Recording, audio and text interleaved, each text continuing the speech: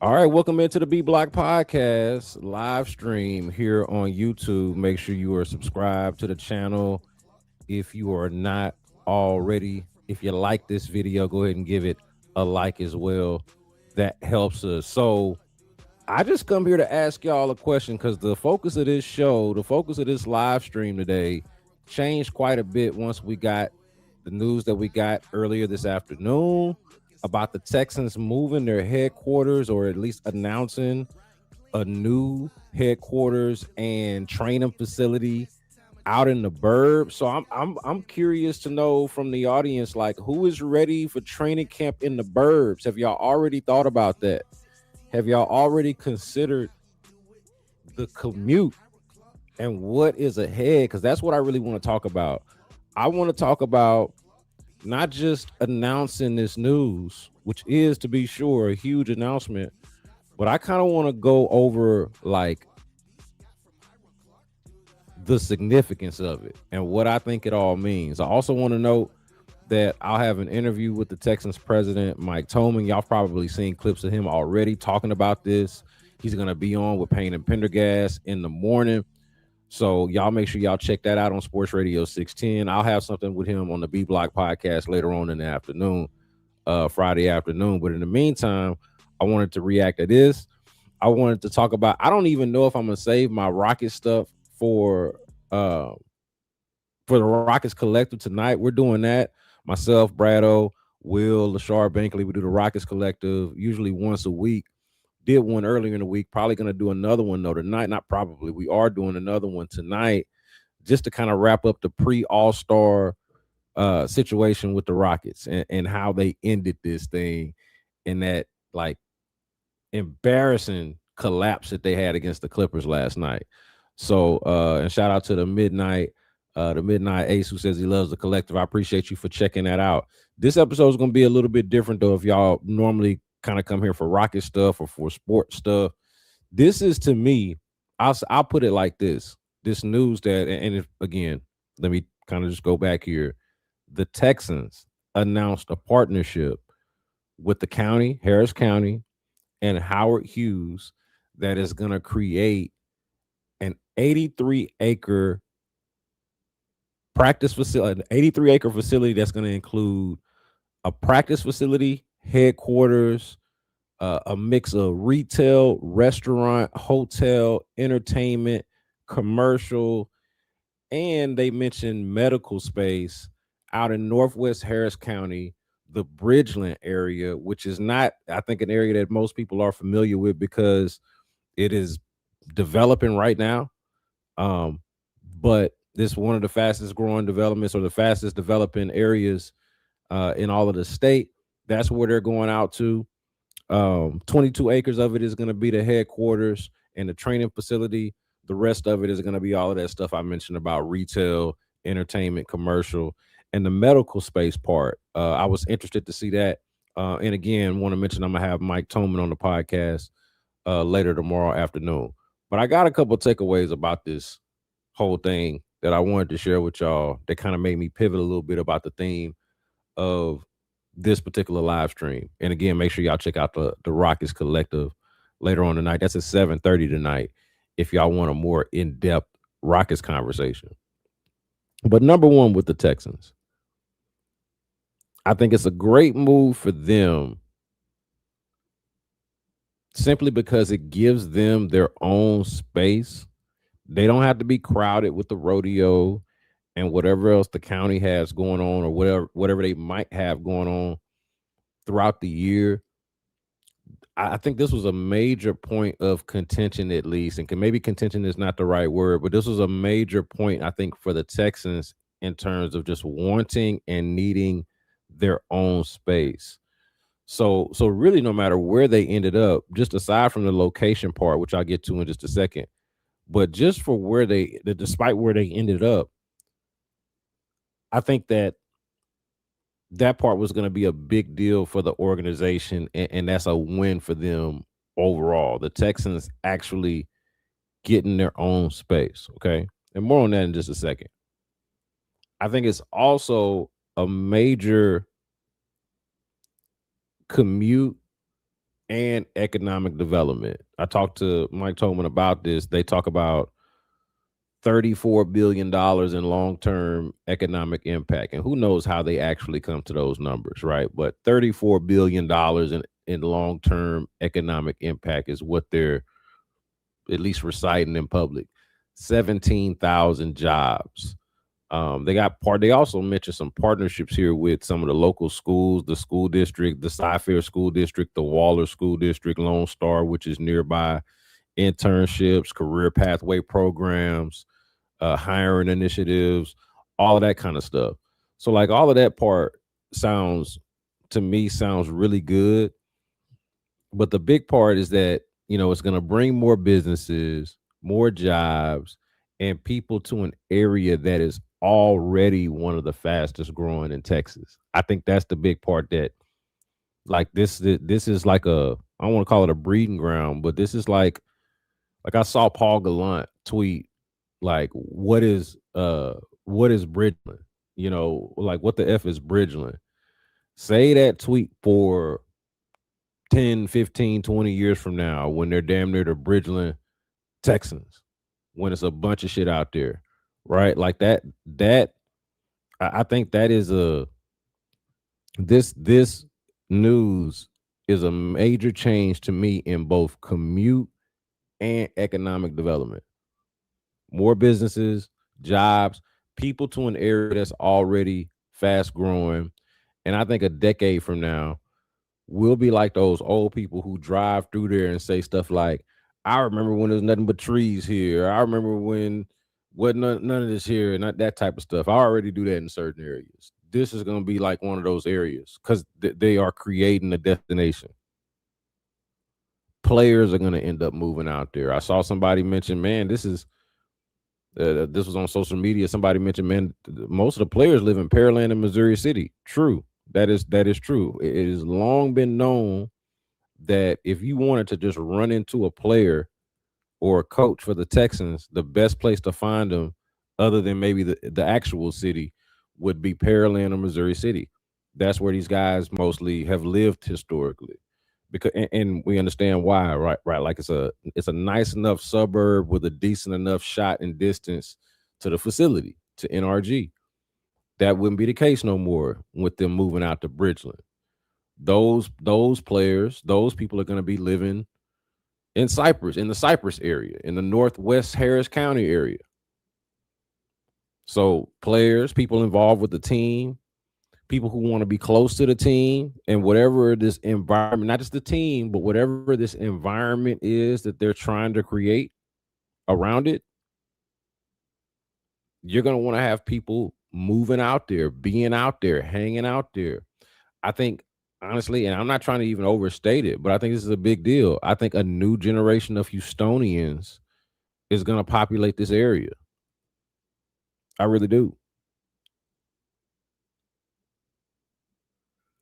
The CEO of Howard Hughes, David O'Reilly, said in their news release that this is not just and Howard Hughes is, in case y'all don't know, is the developer of just like a bunch of shit out there in the Woodlands. Like they're a head honcho developer. Okay, so this is the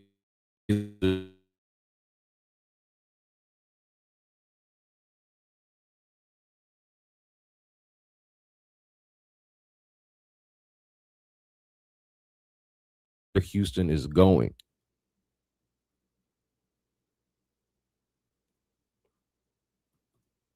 I think that speaks to both the environment that they're trying to create, but also that location as a place that is booming and will boom more with this. Toro District will create jobs, strengthen infrastructure, expand access to services, and deliver a gathering deliver a gathering place that families will enjoy for generations. People, midnight say The groupies will be out there. I'm saying it's gonna be like the scene when people talk about being outside. That's what we're talking about right there.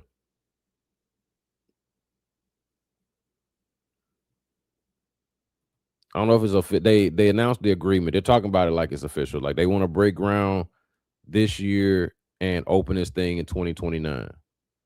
Which I'm gonna get to. I'm gonna get back to that in just a second. But I did want to just kind of hammer that point home, like the new generation of Houstonian. This area, I think, like this is the type of catalyst to make an area like that blow up.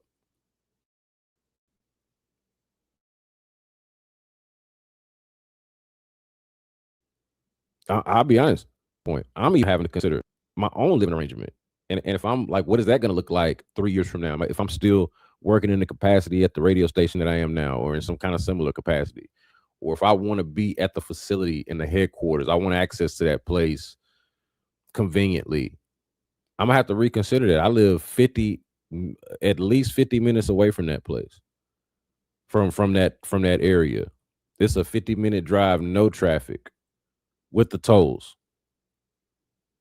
So that that's something that people gotta consider. Like if you need to be near there, might you have to consider moving out there?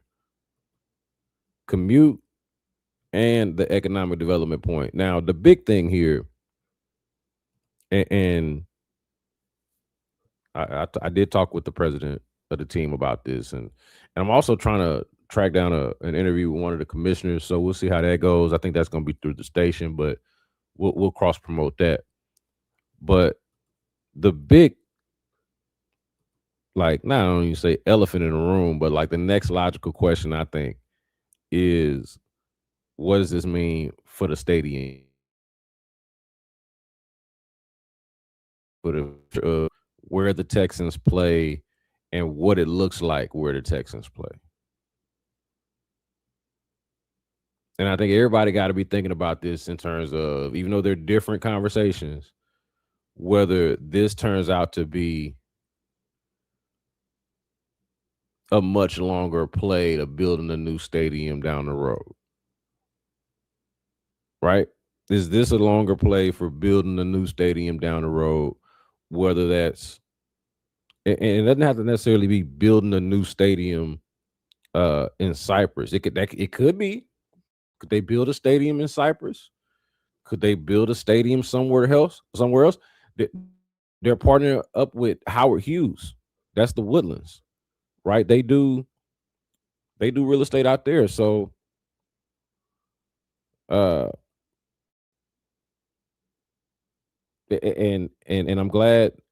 I want to acknowledge here Brandon, who says fans don't really go to practice or the headquarters more than one day a year. No, I think that's worth mentioning. What I'm saying is all the shit that they're creating around there is what's gonna attract people to an area that's already growing. And then this next point that I'm making about the longer play, right? They're trying to create an experience, is the point I'm getting to. They're trying to create an environment, right? They want their own space. That first point that I mentioned, they don't want to be like dependent on the county, or like having to work around the county and all of that kind of stuff. And their schedule, they want to control the schedule, but not just the schedule of their practice facility and their headquarters, but the stadium. They don't own the stadium. What does it look like? What does success look like when the Texans have partnered up with the county to create their own practice facility and an entertainment district around it, and like how that relates to what they want to do with the stadium? Okay, so the timeline, they want to be finished with this, open this up by 2029. The stadium lease ends in 2030, is up in 2032. So that's 3 years of looking at what the Toro District, if you will, looks like before the stadium lease is up. That I'm not saying, hey, we leave NRG. I'm saying, how does that experience impact what happens next with the stadium? Could they build in Cypress or the Woodlands? Maybe it's an elaborate renovation at NRG, which I think is much more likely, but also would have to, I think, definitely include demolishing the Astrodome once and for all at some point. But the point being here is I'm curious to see if the success from this project opens the door for the next one. And if that next one is the stadium, whether that's the renovations, building a new one, whatever it is, there I would imagine there are options. But the safe and most obvious one to me is the status quo, focusing on NRG, the lease with the county, and keeping everything as it is. But you could like champion for drastic renovations, right? Like kind of have all of this creative bureaucratic bullshit to kind of get renovations and build shit around the stadium, right? You could tear everything down and start over, which I think is much more far fetched, but and really expensive, unlikely. But I think the success of this Toro's district thing and the team itself, I think it could inspire like avenues for better shit at NRG Stadium, right? Do the Texans leave NRG Stadium and build a new stadium somewhere else with Howard Hughes?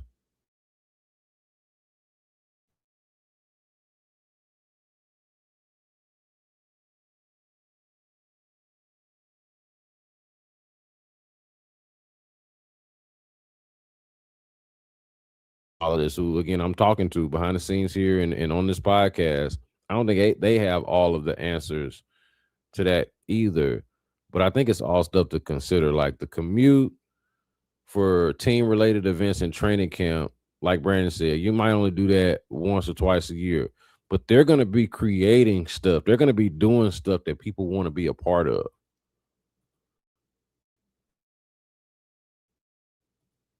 The whole point being, create a new destination, a place that people not just football fans. That's why I think this is a bigger story to me. This is a bigger story than anything that's going to happen in the off season, because this is going to impact people more people that care about what happens in the off season. The more people that follow the draft or the free agency or trades. Like these are going to be casual people that just want to hang out and go places and watch football.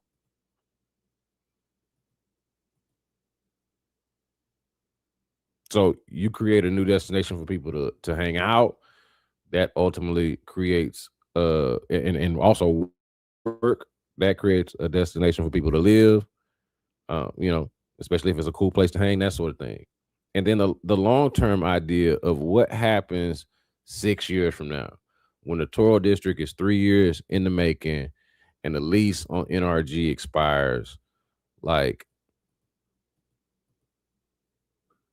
hey man, we got this nice headquarter and practice facility over here where we creating all of these jobs and got all these people hanging out and moving over here and stuff like that. And then we playing in this stadium that's, and I'm not saying nobody is saying, I'm saying that. I'm not saying nobody else is saying that, but that's got to be something that they think about, all right? Like they want improvements to both the stadium and the area. So again, the stadium issue is separate, but to me, it's kind of converges.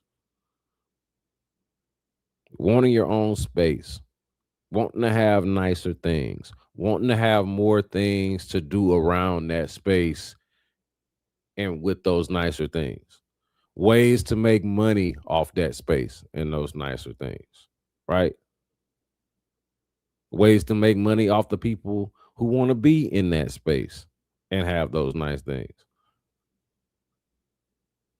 You want that for your headquarters, you want that for your training facility, and you probably want that for your stadium too. So my guess is that the Texans are good with just a nicer stadium and sort of upscaling that area, and I, probably value their partnership with the county, considering what they pay in rent and the history of the relationship, whatever. But the point again, I think they're trying to make these places destinations and not simply locations. So y'all let me know what y'all think about the Texans moving their headquarters to the northwest. It might feel like it doesn't matter to you and it's so far kind of out of sight, like it's 3 years from now before they'll even be there. You're like, man, I don't drive to their headquarters necessarily. Now I just drive there for the games. But I'm saying again, that's a fast growing area. People gonna want to be out there. And then this part that Brandon mentioned, man, people on the southeast side going all the way around on 99 to 40 or 45 to 290 sounds crazy. That was the part of, now, I don't think this is the proper term to call it like the gentrification of your football team, but like your football team is moving to the burbs, you know, like if they have team events,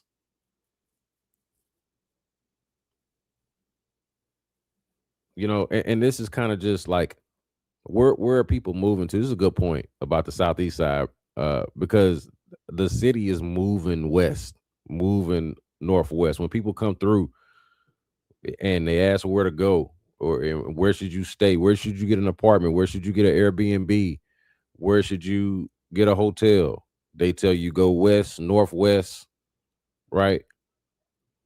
So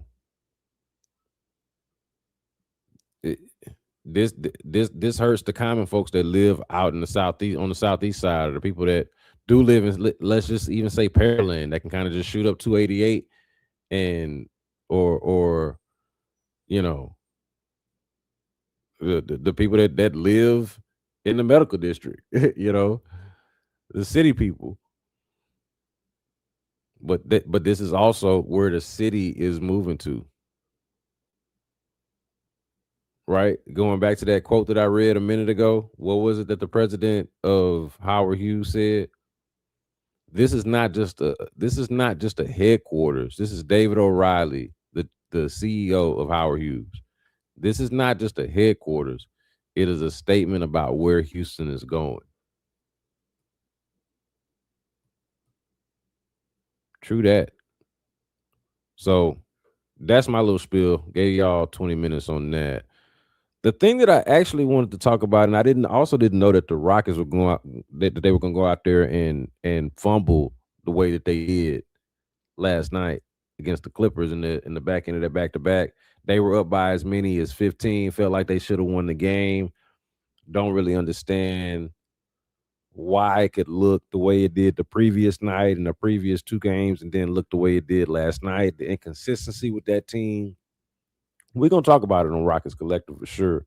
But sticking with the Texans theme, this is gonna be a Texans themed episode before I get out of here. I wanted to give y'all kind of a checklist of things that I'm looking for in this offseason for the Texans.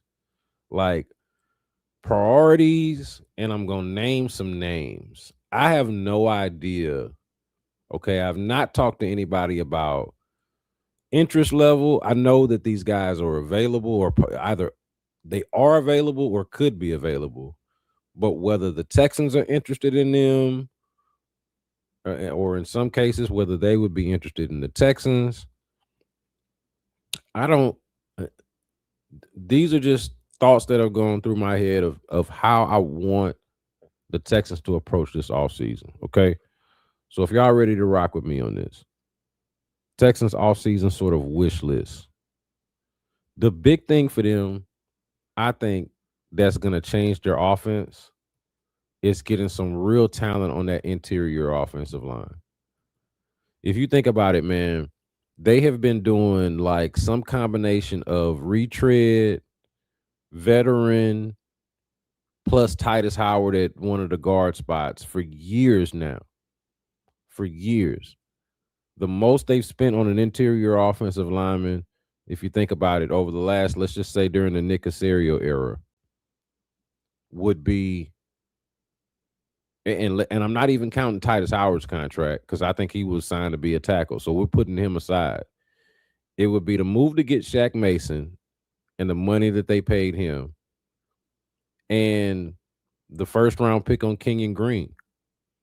And I think you got a halfway, maybe one halfway decent season from Mason, and never really got it from Kenyon Green, as evidenced by him no longer being here. And other than that, it's just been kind of throwing it together on the interior offensive line. I know they took a swing with Juice Scruggs as a second round pick. That hasn't necessarily panned out in that way.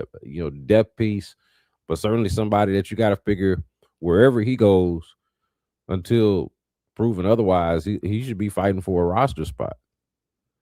So interior offensive line, I know a lot of people have been talking about Tyler Linderbaum from the center from the Baltimore Ravens not getting his fifth-year option picked up and being a free agent. I think that's kind of an obvious, person that people should want. So like I want to kind of go aside from him. Yeah, like if they sign Tyler Linderbaum, I'm gonna be like, bet, let's go. Let's go. But I can see him either being outside of the price range or, it just kind of being a difficult market for him. But somebody else I'm looking at, Isaac Seumalo. Isaac Seumalo, who was last with the Pittsburgh Steelers, I think won Super Bowl with the Eagles several years back, but Pro Bowl recently, left guard with the Pittsburgh Steelers. But this is somebody that I feel like could be a difference maker for the Texans. So like that's somebody that I feel like should be gettable, but also the caliber of player. To me, you're stepping up from that range of, let's see if Laken Tomlinson has something left over. Let's move Titus Howard over from tackle. Let's use our our late round backup, Jared Patterson. Let's use our guy that really we drafted to be a center, but here's gonna be our depth piece. That like it's basically been like a band-aid on a bullet hole with the left guard situation. And to me, this would be like a proper bandage on that bullet hole, properly addressing it. Isaac Seumalo. And I do hope I'm pronouncing that right. I do hope I'm pronouncing that correctly. But if you watch him for the Steelers, dude is a mauler. People talk about, hey, the Texans need a mauler. They don't have enough maulers. This guy is one. Excuse me. This guy is one for sure. So start there. Another one that I think is pretty obvious is Breece Hall. Can we just like keep it simple and say what it is? I know a lot of people have talked about wanting Kenneth Walker, and he's kind of the flavor of the month because he's a Super Bowl MVP and he was incredible in the playoffs. And that's another one right there with Tyler Linderbaum, where it's like if they sign Kenneth Walker, we get news. Adam Schefter, Ian Rappaport, Aaron Wilson, Jonathan Alexander, whoever. The Texans have signed Kenneth Walker. I'll be down. But to me, the most obvious fit seems like it's Breece Hall. Does well in the gap scheme. The Texans, what they want to run in their running game, at least from what it seems like, is the gap scheme. He seems like a perfect scheme fit. He is also speaking to like raising that level. And this is not a shot at Woody Marks, who I thought handled that role admirably as a rookie. But I think you're raising that level. You're raising the caliber of the room, I think, a significant amount by making him your lead guy and making Woody Marks both a complimentary guy, but also somebody that you now have seen you can rely on for significant stretches since he was your starter. Like think about that with Dameon Pierce. If Woody Marks just has a better version of the Damian Pierce trajectory where maybe he's not the starting back anymore after a really good rookie year, but there is a role for him to fill, which I think was a chance for Damian Pierce and it just never happened. But I think it could actually happen for Woody Marks where he kind of goes back into his properly casted role as a complimentary guy who can make plays for you. Maybe that gives them enough time to, some more time to think about ways to involve him in the passing game, not just as a safety valve check down type of situation, but kind of utilize those skills. And you bring in Brees Hall as your main back, the way you did with Joe Mixon 2 seasons ago. Go get Brees Hall, not to mention the obvious Iowa State connection with all them damn Iowa State receivers on the team. They got relationships with Brees Hall. Not that that part should matter, but there is a connection there. And I guess it would matter in terms of like just knowing about him, having information about a guy. So this one's a little bit more controversial. I hope that I hope y'all just kind of ride with me here. Y'all know sometimes I like to fantasize a little bit, like this Siamalu and Brees Hall things. I think are realistic.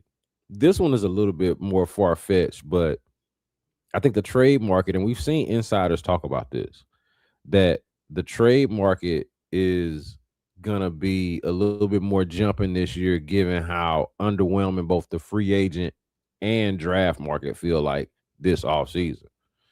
So that makes me curious. What's the price for some of the weapons around the league? Some of the names I think about. AJ Brown. What's going on in Philly? The way he's been critical of their offense, even when they're winning, he doesn't seem like he's happy there. Feels like he's rarely been happy there since he got there, despite the fact that they won a Super Bowl, been to multiple, have been largely successful. AJ Brown makes a lot of sense for them to keep. AJ Brown makes a lot of money, but what is that relationship like exactly? And is that somebody that you'd be willing to take a flyer on, like a major put him on the table type of move? Go trade for AJ Brown. Okay. Just kind of a fantasy idea. Trade for Jalen Waddle. The ship is sailed in Miami. Okay. They let go of the coach. They're not bringing the quarterback back. Jalen Waddle's a prime trade candidate. What's the price for Jalen Waddle? You would imagine it'd be a lot less for Jalen Waddle than it would for AJ Brown. But what does that look like?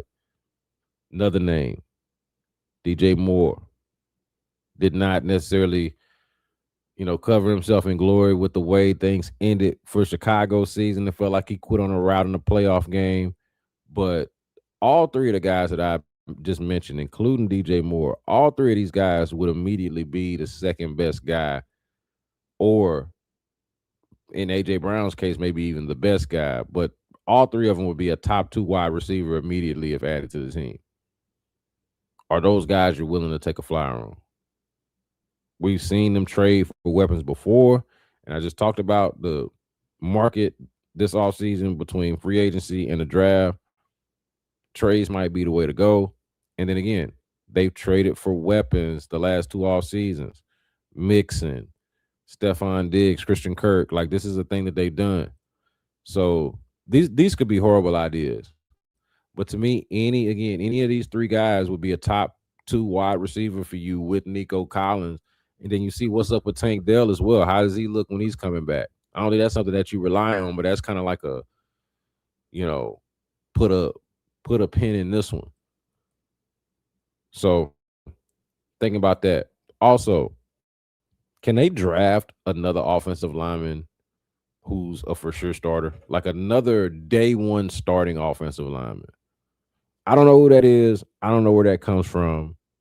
Y'all know me. Like I follow the draft stuff, but I'm not like knee deep into the tape of all of the prospects and can tell you between where the Texans going to be picking and where a guy is going to be available, who that starting offensive lineman is. I'm just not qualified to do that.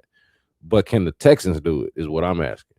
Can they draft another starting offensive lineman, whether it's a right guard or a center or maybe another shot at right tackle, since Blake Fisher Might be a swing tackle backup projection. Who knows? Um, Maybe it's at left guard. But duplicating the success that they just had with Ariante Ursary, just at any of the other offensive line positions, can they do that? That's on my wish list. It's very generic because I don't have the specifics of how they would accomplish this. But it is just a challenge for them to have the answer for how they would accomplish this. Brick by brick, build it. Okay. Can you draft another starting offensive lineman? Okay. Everybody wants you to go out there and spend money. I mentioned Isaac Siamalo. Everybody else wants you to go out there and get Tyler Lindenbaum. And we'll be glad if you bring him in there. But can you draft a guy like that? Duplicate, I would say try to duplicate the success that you just had with Ursary in the simplest terms. And then I would mention at tight end with Dalton Schultz. He had a fantastic year, but I think it's really time to start looking at the depth behind him and then also the succession plan to Dalton Schultz. I don't know how much longer you can expect Schultz to be on the team. I know, even this year is a question, but I think at some point you got to start looking at what you got in that tight end room. Case Over should be fighting for a roster spot.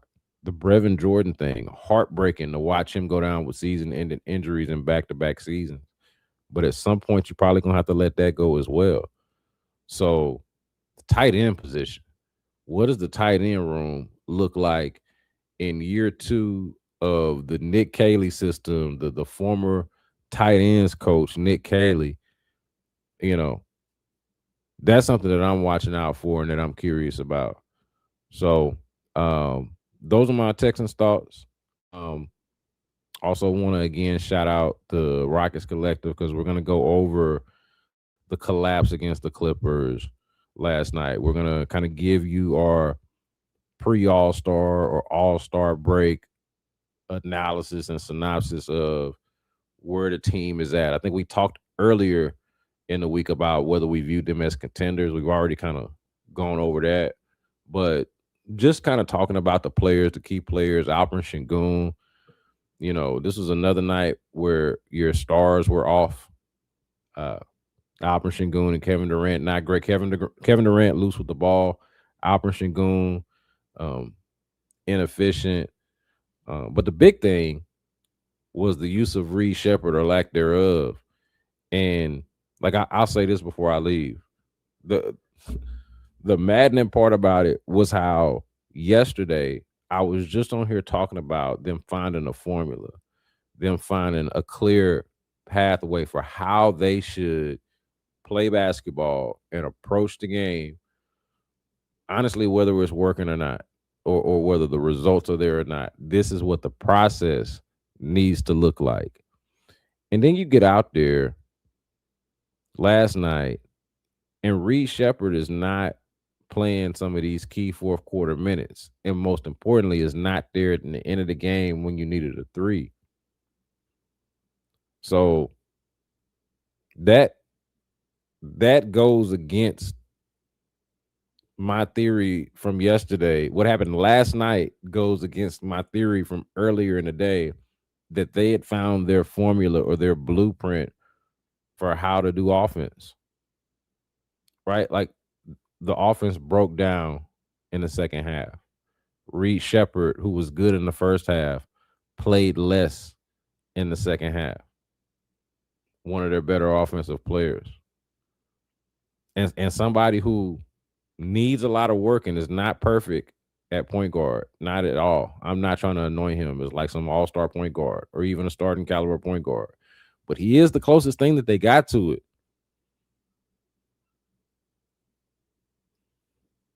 And I think they kind of have to fight through it.